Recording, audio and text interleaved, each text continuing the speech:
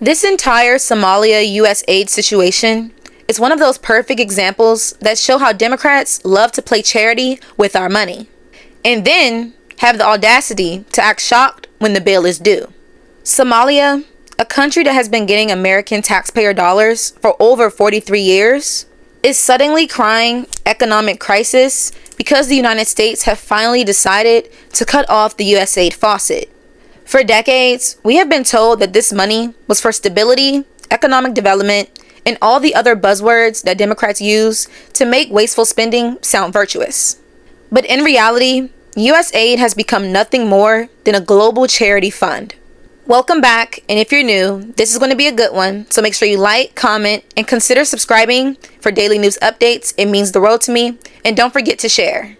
Since the early 1980s, the U.S. has been pouring in billions of dollars into Somalia through USAID. And what do we have to show for it? Nothing but chaos, terrorism, famine, and government corruption. The average Somali citizen is no better off than they were 40 years ago.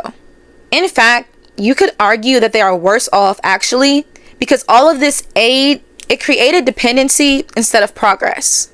But now that the U.S. has finally paused or reduced funding, Somalia is panicking. They're calling it an economic crisis. Well, maybe that's the point. Maybe if they didn't rely so much on America to pay their bills, they would have the incentive to fix their own problems. But Democrats, they do not want to hear any of that. They love using USAID to play world hero, pretending that they are saving the planet when the people here in America can't even afford groceries or rent or housing. It's actually very disgusting. Let's take a look at this clip of conservative Carolyn Fippen speaking on the matter. Watch this. Oh no, did you hear? Apparently USAID cuts have been harming third world nations that never bothered to develop their own economies while they were on the dole. Hodan Osman, president of the Somali Development and Reconstruction Bank, says that those cuts have had a severe impact on her country's economy. Somalia. They've been receiving development aid. This is separate from humanitarian aid for at least 43 years from U.S. taxpayers, and we have been the single largest donors to aid in that nation. By the way, 43 years? That's longer than my children receive development money from me. I think it's time for the little boys to act like grown-ups now, and I'm sure that after nearly half a century of U.S.-funded economic development, they actually have a developed economy. Wouldn't you think? From hearing that clip, you can tell it's filled with sarcasm, but it's sarcasm that is actually needed. One point that really stood out to me is that this isn't even humanitarian funding. It's not humanitarian aid. It is developmental aid. And what that means is that it's much more money than they are sending for humanitarian needs. They are trying to help a country rebuild themselves, rebuild their economy.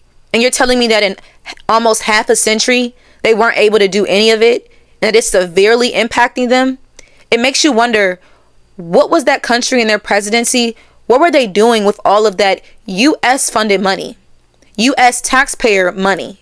It couldn't have been used for development if they're still facing these serious problems that they were 40 years ago. And another part that has me wondering is the fact that they just cut USAID. They just made the cuts only a few months ago. So, are you telling me only this short time period has passed and they're already trying to keep their head above water? What were they doing with all of the money?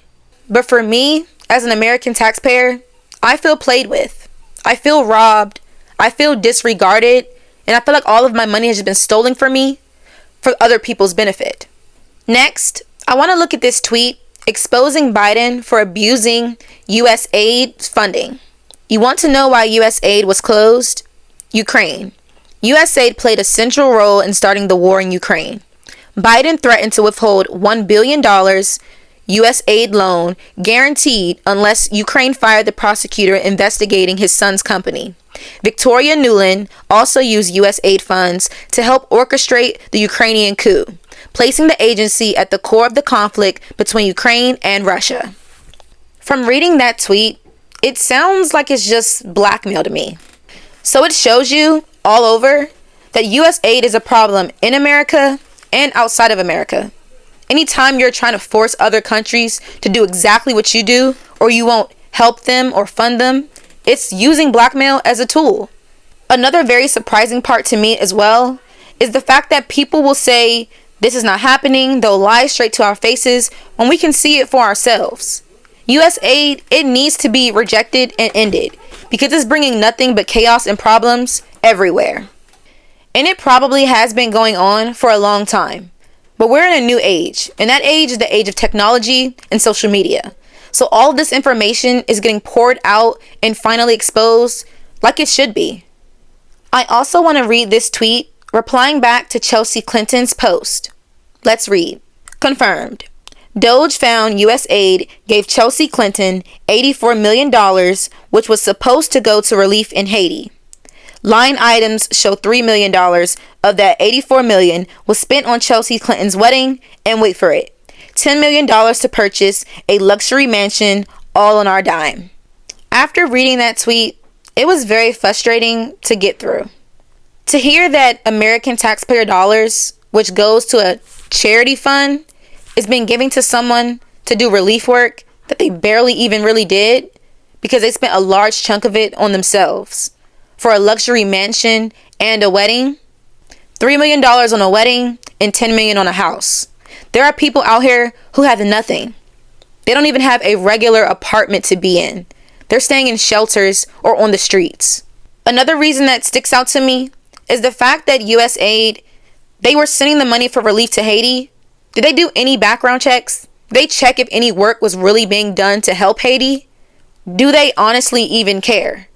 If they're not doing their duties to make sure that the place they're sending money to is actually being helped, they don't need to be in control or have that power to even give it. And with all of this going on, we still know all the hardships and difficulties that Haiti is currently facing. American citizens would have been better off knowing exactly where their taxpayer money is going. Let them pick the charities and the funding that it's going to so they can actually see a result. I can't even imagine how much money the whole entire Clinton family spent when they were in office for Democrats. Where was all of this money truly going? We don't have the itemized list to see every place that it went. We just have to kind of go off their word. And their word is proving to be unreliable. George Soros received $260 million from U.S. aid. Chelsea Clinton received $84 million from U.S. aid. Thousands of North Carolinians spent all winter living in tents while it snowed on them. They got $750. Democrats are perfectly fine with all of this. Reading that tweet, it shows you mainly exactly where all of the Democrats' priorities lie. It shows you what they put at the foremost top of their list to get done. And it is not about taking care of the American people. Regular humans are sleeping in tents during wintertime. And we all know how cold it can get. That's just so inhumane. But they can send millions and millions of dollars to people who aren't even affected by it, that never even experienced it. And don't even get me started on the fact that they gave money to George Soros. U.S. aid is always giving the money to the wrong places, to the wrong people. They have no moral compass of where they should use the money that isn't even theirs. It's America's. It's our money that they're using. And they're going to take it wherever they see fit. And it's not with us. They really need to make better decisions of where they are sending this money. And if they don't know how to use it, they shouldn't have it. Or at least have a limit. At least have a cutoff point of just how much money you're willing to give. Because the numbers that they're doing, it's incredibly crazy. So thank you for watching, and I'll see you next time on KW Lawholic.